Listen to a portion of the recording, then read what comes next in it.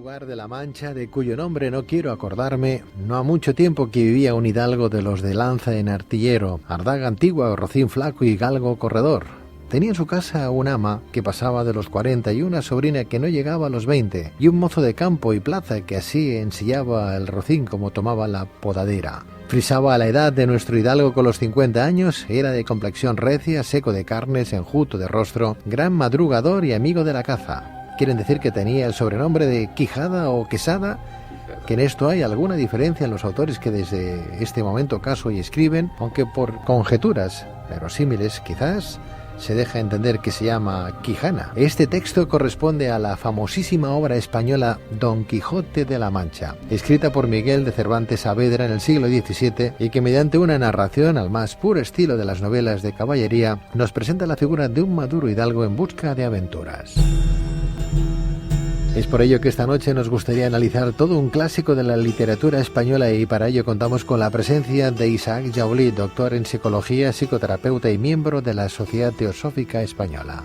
Doctor Isaac Jaulí, muy buenas noches. Buenas noches. Bienvenido, Isaac. Gracias Pedro, buenas noches. Como bien decimos, El Quijote es una obra extensa, amplia y compleja que ha sido abordada desde muchas facetas. Sin embargo, esta noche trataremos de descubrirla, si nos lo permites, desde su vertiente más filosófica, repleta, por cierto, de simbolismo. Sí, eso es lo que vamos a tratar, porque en realidad ya para la investigación literaria que se ha hecho de la obra por una cantidad inmensa de autores, eruditos, estudiosos, no llegamos, bueno, al menos yo no me puedo colocar en esa posición. Nos gustaría verlo desde la clave de simbólica de la que hemos estado analizando algunos otros mitos y relatos. Bueno, pues hablemos de ese simbolismo que se encuentra detrás de esa magnífica obra El Quijote de la Mancha de Miguel de Cervantes Saavedra. En primer lugar, Isaac, ¿nos podrías contar cuándo y por qué Miguel de Cervantes comenzó la redacción de esta magna obra española, obra de fama universal, que ha sido además traducida y leída en todo el mundo? Bueno, tengo la información y que la inició cuando estaba en prisión, porque él estuvo en esta batalla de Lepanto, fue hecho preso y durante su estancia en la prisión él empezó a elaborar la idea principal, el manuscrito más importante que sostendría la obra. Sabemos después que debido al éxito que tuvo en sus primeras publicaciones, se hicieron agregados a la obra y posteriormente conformó lo que hoy conocemos como El Quijote de la Mancha. Pero aquí lo interesante, como tú bien lo decías, cuando cualquier lector se acerca a la obra, puede encontrar varios niveles. Uno de los niveles más simples, el más directo, es la historia de un hidalgo que acompañado de un servidor, de un escudero, como él lo nombra, van por las serranías de la Mancha tratando de conseguir y hacer aventuras que parece ser que casi todas terminan poco malogradas o con poco éxito. Esa sería la primera impresión que le da al lector común. Hay otro nivel. Ese nivel despierta en el lector ciertos conceptos éticos y valores que se transmiten, envueltos en las narraciones y en los diálogos que Don Quijote y Sancho tienen durante casi toda la obra constantemente. Por ejemplo, uno de esos diálogos, cuando están frente a los molinos de viento, le dice Don Quijote a Sancho: «El miedo que tienes», dijo Don Quijote, «te hace, Sancho, que ni veas ni oigas a derechas, pues uno de los efectos del miedo es turbar los sentidos y hacer que las cosas no parezcan lo que son». Aquí Don Quijote, Cervantes nos está dando una gran lección, que es actual. El miedo, cuando nos posee, sabemos que nos altera, distorsiona la realidad, y muy probablemente seamos capaces de hacer cosas que no pensábamos hacer, para bien o para mal, y concebir que hay ciertas situaciones en las que nosotros o no podemos enfrentarlas o nos violentamos para enfrentarlas. Durante toda la narración de la obra vamos a encontrar estas gotas de sabiduría. Ese es el segundo nivel. Pero hay un tercer nivel, que es lo que utilizamos en claves como las que hemos analizado otras historias y mitos. Aquí, si usted, el lector, analiza la obra, primero vamos a preguntarnos por qué esta obra, escrita en el siglo XVII, todavía sigue siendo vigente e importante para una gran parte del público. ¿Qué tiene la obra? ¿Qué hay tras el escrito entre líneas que Cervantes transmitió a la posteridad? Y no solamente a los lectores de su época, porque ya fue un éxito, sino a la posteridad. Creo entender que en los antecedentes caballerescos del Quijote, el propio Miguel de Cervantes llegó a afirmar que, aunque parezco padre, soy padrastro de Don Quijote, ¿no? Exactamente. Obvio, yo pienso que parte de la vida de Cervantes estaba reflejada, como de todo autor, como cuando hablamos de Goethe en el Fausto. Había mucho de Goethe en el Fausto, como hay mucho de Cervantes en la obra.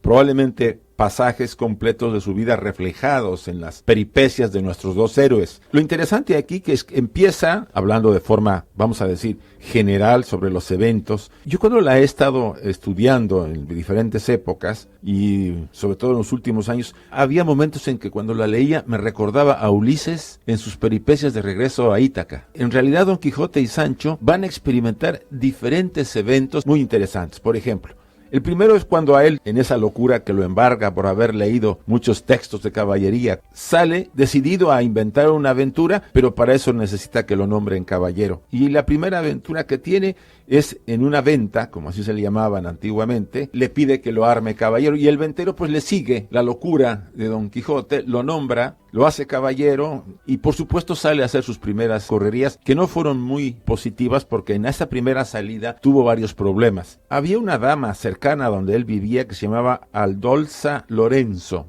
Y él le puso Dulcinea del Toboso. Él había tenido cierto amorío, o más bien estuvo cierto enamoramiento de ella, ese enamoramiento platónico que vemos en Don Quijote, pero ella era una campesina muy oronda, típica, gruesa, pero que la veía con una gran belleza. En todos los pasajes vemos que él hace referencia siempre a Dulcinea del Toboso, la recuerda, hace por ella sus aventuras, por ella lucha, se enfrenta a los gigantes, se enfrenta a todos aquellos elementos que él va encontrando en su camino. Esos elementos, Isaac, son símbolos, representaciones gráficas de qué, por ejemplo. Por ejemplo, los molinos. No, esos son como los molinos de viento, hay un dicho, ¿no? Que utilizamos sacado de la obra de Cervantes. Según de dónde viene el viento, así se mueve. Y además esos molinos ahora los encontramos en las grandes ciudades. El molino es un sistema mecánico hecho por el hombre. ¿Don Quijote está loco? Yo me pregunto, ¿quién tiene razón? ¿Don Quijote o Sancho? Creo que ya sabes la respuesta. Yo ya la sé. Pero a nuestro público radio escucha, ¿quién tiene la razón? ¿Quién realmente está claro en la posición que está percibiendo del mundo que le rodea? ¿Cuál de los dos? ¿Sancho Panza o Don Quijote?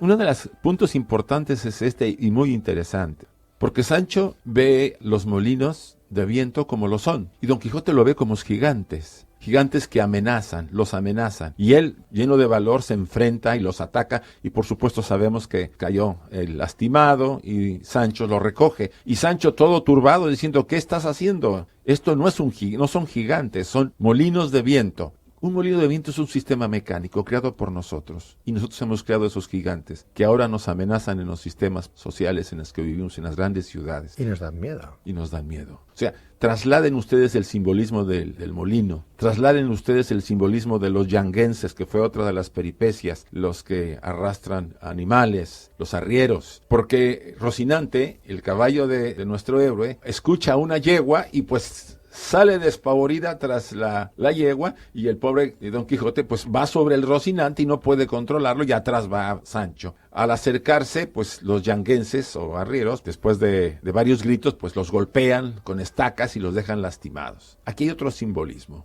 En primer lugar, el caballo sale tras una yegua. Estamos hablando de aspectos sensuales, eróticos, ¿sí? Y normalmente el caballo está muy ligado a aspectos de la personalidad. Perdóname, Isaac, ahí tenemos diferentes simbolismos, no solamente representados en las órdenes de caballerías por Cervantes, ¿no? Por supuesto. También aparece el amor cortés, en cierta manera, sí, ahí dentro del Quijote. Hay que recordar que esta obra está escrita en dos partes, una en 1605 sí, con el nombre de El ingenioso hidalgo Don Quijote de la Mancha, ¿no? De la Mancha, sí. Y luego 10 años más tarde, en vez de El ingenioso hidalgo Don Quijote de la Mancha, lo cambia por El ingenioso caballero Don Quijote de la Mancha, sí, ¿no? 10 años de diferencia.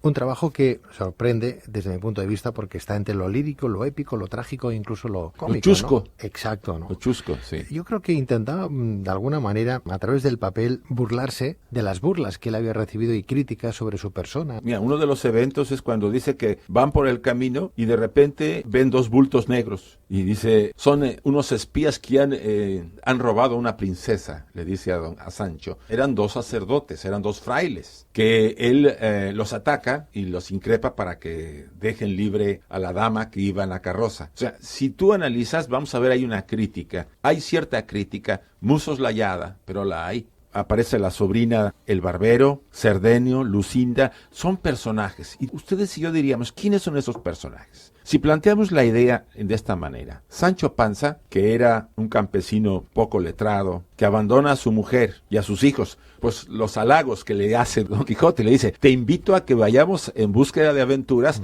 y te prometo una gobernatura. Hombre, Sancho con eso pues dijo, vámonos. Si analizamos a Sancho y en todos los diálogos y las correrías que se narran, veremos que Sancho representa a un ser como nosotros, a una personalidad, a un hombre de cada día que se levanta, sale a luchar, tiene sus debilidades, sus apetitos, tiene sus sueños, tiene sus ambiciones y por supuesto nos representa en general. Pero ¿quién representa a Don Quijote? Don Quijote es todo lo elevado, la belleza que él percibe y que no perciben los demás, los peligros que percibe él y que no perciben los demás, etcétera. Don Quijote representa la parte superior nuestra esencia superior. O sea, cuando hice la pregunta de que por quién nos decidíamos, yo diría que por los dos. Los necesitamos a los dos. Sancho nos pone en la tierra, nos hace evolucionar de alguna manera. Necesitamos de Sancho porque es el medio para evolucionar. Don Quijote nos guía. Hay una gran enseñanza de parte de Don Quijote a Sancho. Siempre es así, en el valor, en la decisión, e incluso en los momentos difíciles que reconoce Don Quijote que pudo haber habido errores, ¿sí? Finalmente son enseñanzas para Sancho. Miguel de Cervantes llegó a afirmar que aunque parezco padre, soy padrastro de Don Quijote, ¿no? Sí. Permíteme, porque en el capítulo 9, Cervantes cuenta que en Toledo encontró unos cartapacios escritos en caracteres arábigos que, aunque los conocía, no los sabía leer. Bien, pues tras conseguir un traductor, conoció que era la continuación de las aventuras del hidalgo manchego escritas por Cide Hamete Benengeli, historiador arábigo, y que sin embargo unos 4 siglos antes del Quijote nos encontramos con Parsifal de Wolfram von Eichenbach, obra que relaciona de alguna manera la búsqueda del Grial, los templarios y el rey del mundo que hemos comentado aquí en este programa. Sí. Y si descomponemos fonéticamente el nombre de ese extraño maestro del que habla von Eichenbach, Quillot, o lo que es igual, Quiote, es decir, nuestro Quijote, vemos que es el mismo personaje entonces. Por eso dice Cervantes que más que padre es padrastro, porque de alguna manera está, si no copiando, trayendo, recuperando y adaptando. Sí, para al entorno, vamos a decir castellano, al entorno del mundo de aquel momento del siglo XVII. O sea que Cervantes en sí no escribió el Quijote. Podríamos cuestionarlo un poco si lo podemos ver así, aunque la obra está sumamente apoyada como el autor. Puede ser, como otros autores, que haya recibido inspiración de elementos que los aglutinó y les dio más sentido, porque en realidad él le da mucho sentido y lo adapta a las condiciones de España, del momento histórico. Fíjate que un evento que yo no quiero dejar pasar porque me recuerda primero cuando Ulises baja a los infiernos, si tú lo recuerdas, para entrevistar a Teresias y que le diga cómo regresar a Ítaca. Don Quijote en sus correrías llega a lo que llamamos la cueva de Montesinos y junto con Sancho, más bien Sancho no baja, él baja a consultar a los dioses, a los sabios que le van a dar la guía para seguir sus aventuras. Está remedando aquí Cervantes, de alguna manera, esos eventos que casi todas las grandes epopeyas, o sea, recuerda que incluso en el momento en que el Maestro Jesús, de acuerdo a la historia bíblica, resucita, dice, baja a los infiernos y sube al cielo.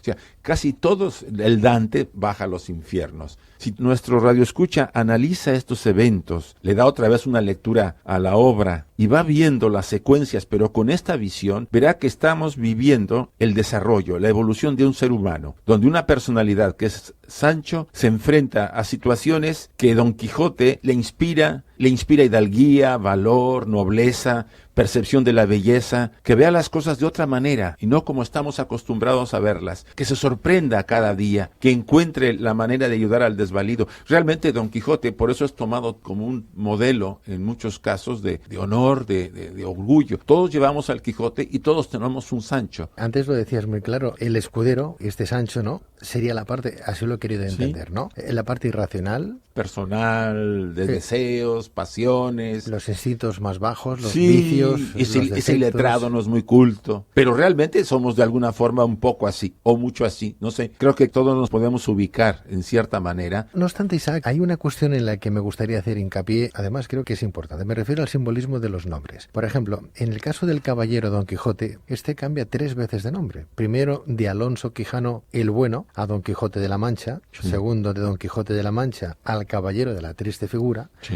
y tercero de este al Caballero de los Leones, ¿no? ¿A qué se debe que el autor vaya cambiando el nombre a medida que avanza la historia? Porque en el caso de Sancho no sucede lo mismo. No. Sí, es como una transición del proceso interior, como si nuestro aspecto interior fuera abriéndose cada vez más, madurando cada vez más, mostrando cada vez más sabiduría. No es el Alonso Quijano que sale a que lo armen caballero en una venta por un ventero, a lo que finalmente nos va presentando, dando indicaciones, enseñanzas, ya con un desarrollo como el caballero de la triste figura. O sea, vamos encontrando una evolución, y creo que esa es la enseñanza interesante, la clave que da Cervantes. Habla de la clave del ser humano, del desarrollo del ser humano, obvio, con la visión y la riqueza que él le plasmó en ese momento a la obra, y lo que él quiso decir, lo que él significara para él el desarrollo. Pero en realidad está hablando de nosotros. Por eso es tan actual la obra. Antes hablamos del capítulo 9, que en este capítulo 22 de la segunda parte nos encontramos con uno de los episodios de más clara interpretación simbólica. Hablamos de la cueva de Montesinos, que está en el corazón de la Mancha, ¿no? Sí. A este respecto, Isaac, ¿estaríamos ante un símbolo iniciático? Sí.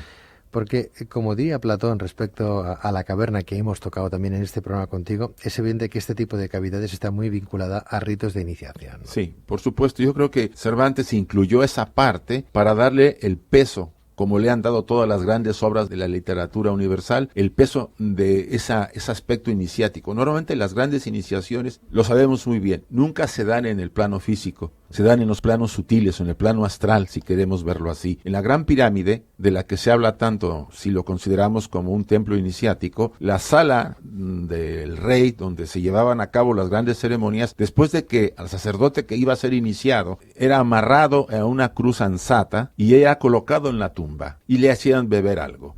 Y pasaba 3 días y 3 noches. Parecido al tema de los templarios. ¿Qué pasaba? Se suponía que durante ese periodo el alma o los vehículos sutiles del que iba a ser iniciado pasaba a los mundos sutiles y era iniciado. Ahora, es muy interesante estos comentarios que te digo, porque si tú lees a Paul Brunton en la Egipto Secreto, él narra que una noche se quedó dentro de la cámara del rey. Fue un periodista inglés muy conocido, y lo puede el público buscar. La obra se llama El Egipto Secreto, de Paul Brunton.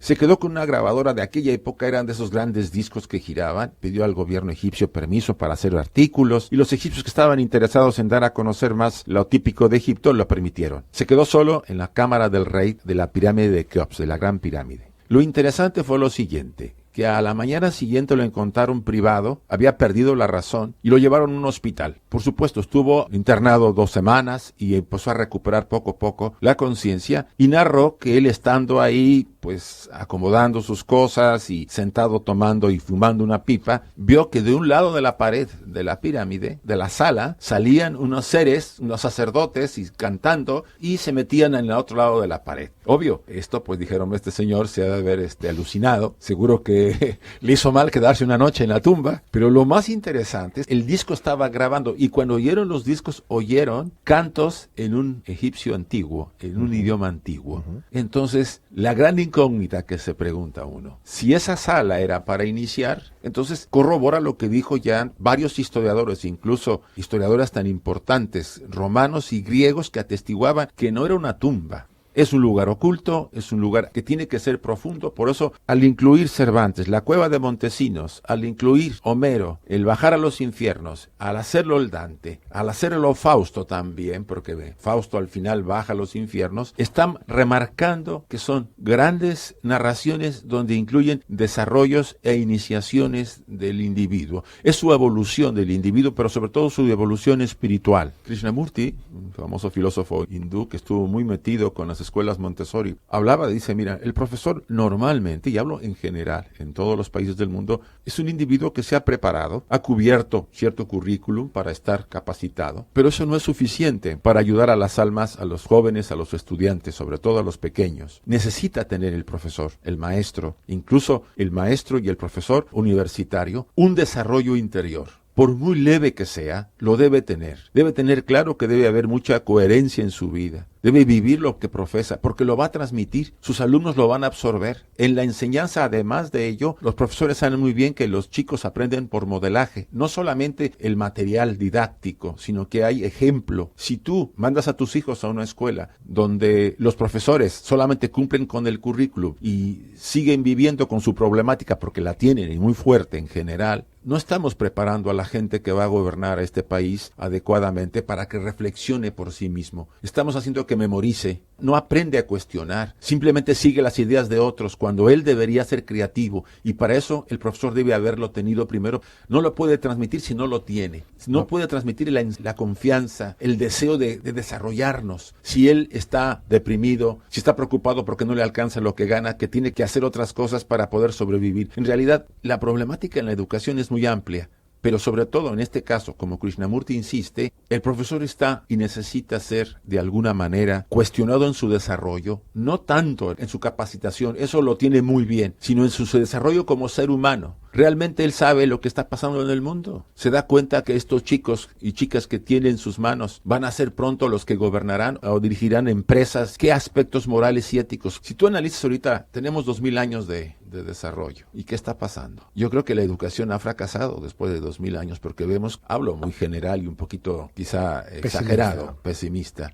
Hay aspectos que valen la pena reconocer, no puedo negarlos. Pero en general estamos viendo que la gran parte de estos muchachos, que son la esperanza, la posibilidad de un cambio, porque son ellos los que van a heredar, tú y yo vamos a pasar, Pedro. Si ellos no tienen esa esencia de buscar no solamente su desarrollo material, sino su desarrollo espiritual, de crecer, de hacer un mundo mejor, yo no le veo salida. Retomando un poco la parte no tan negativa, sino más positiva de ese argumento, ¿no? Cuando hablamos de esa gente joven que necesitan nutrirse de valores, de coherencia, ¿no? De mucha coherencia, mucha ¿no? coherencia. De mucho amor, de mucha dignidad, de muchos talentos, ¿no? Si lo comparamos, hacemos ese análisis con la figura del Quijote de la Mancha que estamos comentando hoy. Este hombre que parece que está loco, ¿no? Porque lucha con molinos de viento. ¿Para quién? Claro, loco para quién, ¿no? Loco para Sancho. ¿No será el más cuerdo en un mundo de locos? Porque en realidad es así, ¿no? Ahí está. Lo que viene demostrado es que él viene vencedor de sí mismo, ¿no? Sí. Él vence sobre aquellas pasiones que demuestra Sancho, ¿no?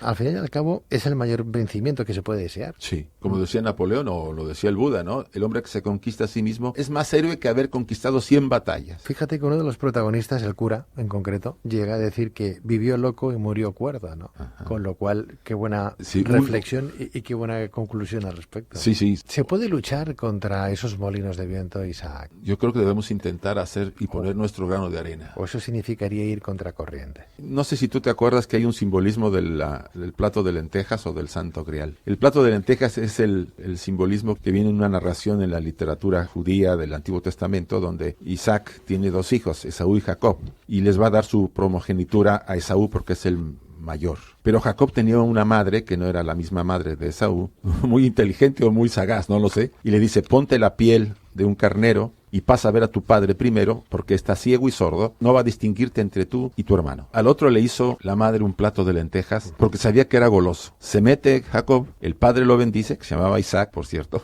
y sale despavorido. La historia es mucho más interesante, pero voy a cortar hasta acá. ¿Qué pasa? A todos nosotros nos han dicho en la sociedad: ¿tienes el plato de lentejas? ¿O vas en búsqueda del Santo Grial, que es tu destino? El plato de lentejas es un plato caliente, sabroso, significa trabajo, hasta cierto punto, porque ahora ya no se puede ni asegurar eso. Medios, grupo social que te apoya, etcétera. ¿Te quieres arriesgar o no te quieres arriesgar? Pero te piden una condición. El plato de lentejas también significa que te sometas, que no cuestiones, que no pienses y que consumas todo lo que se produce en la sociedad actual. El grial es no, por tus sueños, luchar por lo que tú crees, quizá ir a contracorriente como lo estamos viendo, pero no hay otra. Y esa es la decisión que tú y yo y que todos nuestros radioescuchas pueden tener en algún momento. Ahora, ¿qué podemos hacer? Yo los invito a que nos quedemos en la sociedad, medio tomar el plato de lentejas y medio buscar el Santo Grial, porque no podemos excluirnos. Ese es uno de los aspectos importantes. Tenemos que estar aquí, pero también tenemos que seguir la llama de la... Sin sacrificio no hay gratificación. Sí, la llama de la realización personal, de la autorrealización, no debe apagarse nunca en nadie. La esperanza se acaba si la llama se apaga. Doctor Joly, muchísimas gracias. Gracias a ti.